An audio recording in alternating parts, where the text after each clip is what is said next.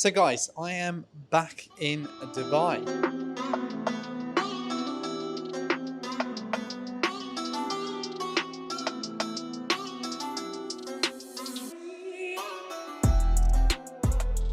And in today's video, we're going to talk about a lot what's happened in the Airbnb world, in Dubai market. As you probably know me from being an Airbnb specialist in the UK, we've worked with hundreds and hundreds of clients, especially helping them understand how to get more longer term bookings. A lot of our clients don't understand how short-term rental brands are being built in the UK, and hence, it doesn't matter if you've got one unit all the way to, we work with clients for over 300 units. And in between, what we realized was many operators are just still relying on Airbnbs, the booking.com, the OTA to get those bigger bookings, not just filling in the gap, but actually getting bigger bookings. So firstly, I have finished my workout. I come here and sit down. I am currently in Mar beachfront, and it's got a view off the Palm. It's for a Nepalese kid. A couple of years ago, it was only a dream for me to actually even, let alone traveling places to see a different part of the world, but actually operating my business everywhere I go. And I've been very lucky in the last few days. I've met my client Josh, Armin, Asim is a property, again, a UK based investor. He's actually now working in Dubai. He's got a real estate agency. He's helping now people understand how Dubai market work. And for me, I think what's important right now is that I want more people to understand how actually the business of short-term rental works, especially in terms of getting those bookings, because it's all good you having properties, and if you're watching this video, if you've got a property, this, that it's all good going and getting a unit, setting up the unit, making it look all pretty, but as soon as you go live and you don't get quality bookings coming in, just because the numbers of competitions are big, like in Dubai, in certain location, it's mental. Like for example, where I am, there was, when I started looking at where I want to stay in Mar beachfront, there was about 300 units. And the other day, because I'm already here, I thought, do you know what? I'm going to go and check back on what's available, what's left. And there was only 7 units left. And out of that, 2 units were brand new launch. So there was only effectively 5 units left in this location. And all of them are doing amazingly well. But then in Dubai, I was talking to our clients here, what and who does well in the low season is the person that's going to make money throughout that 12 months, because you can have the best high seasons in Dubai, but when it gets hotter, you still need a strategy to either break even, cover your cost, or turn your strategy into those longer term bookings, focusing certain guest behavior. Because remember, this is still a business hub. It is people who come here for business in Dubai. So it's been quite interesting to do that. In between, I've been sitting, like for example, before this video, I was sitting here chatting with a client in UK. It's got over 50 units. I've got rent-to-rent blocks and management for other clients. And right now we're launching, SEO pages for clients within the UK market, getting them ranked, getting them focused on getting those longer term bookings. But it's been fantastically interesting to see how the market is currently growing in different sides of the world. The reason why I'm here is I remember when I started in the UK in 2018, when I had my estate agency business, and we thought, actually, do you know what, everyone was talking about Airbnb, and at that point I was like, well, I'm one step ahead, because I didn't have to go and convince landlord, because I was already a letting agent, so they already had a trust in me. So for me, it was a great understanding of just let me go and get unit, because landlords were quite happy to work with me. But it was more importantly, when we launched those units on Airbnb in 2018, it was just getting booked like this from booking.com, Airbnb itself. However, fast forward a couple of years later, when everyone started going into the short-term rental and service accommodation world, a lot of people forgot that the person that actually started to set up better, like they have better setup, better furniture, better photos done, and also the person that understand how to market properties online, which in my case, I was so used to marketing property for lettings and sales, right? So we need, when I had my estate agency, we had to do pictures for letting properties.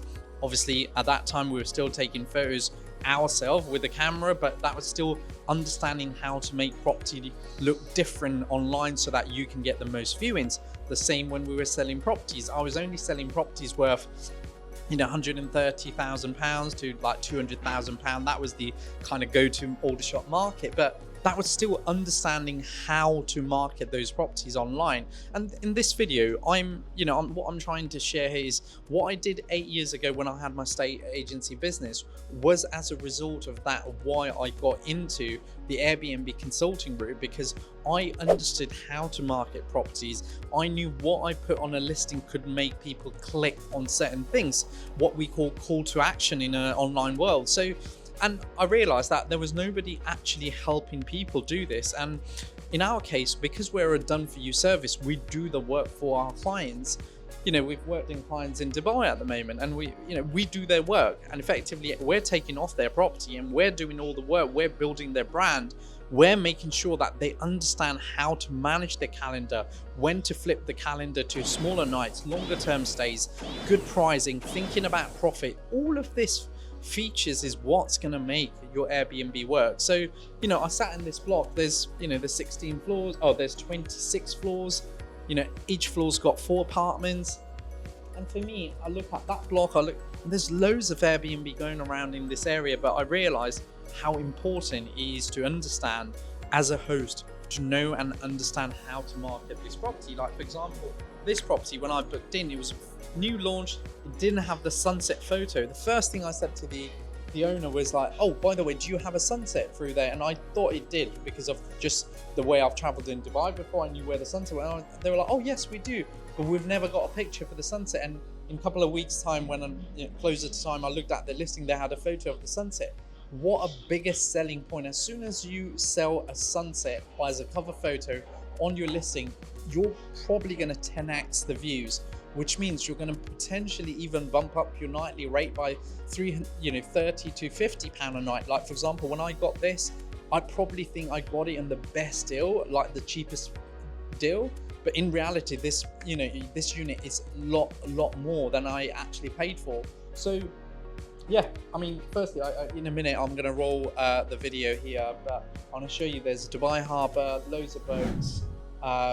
So busy over the Fridays and Saturday, the hundreds and hundreds of different types of boats that goes out from here. Obviously, I've got the Dubai Eye on the back, and I've got the Palm on this side. And again, I'm looking at some of the most incredible villas in in Dubai right now. And just the mindset around how some of these villas are pretty much untouched. They are bought by people or investors from different parts of the world. They come in and use it very so often. They're not residents. And in reality, this kind of shows you the motivation, the growth that Dubai market has to offer.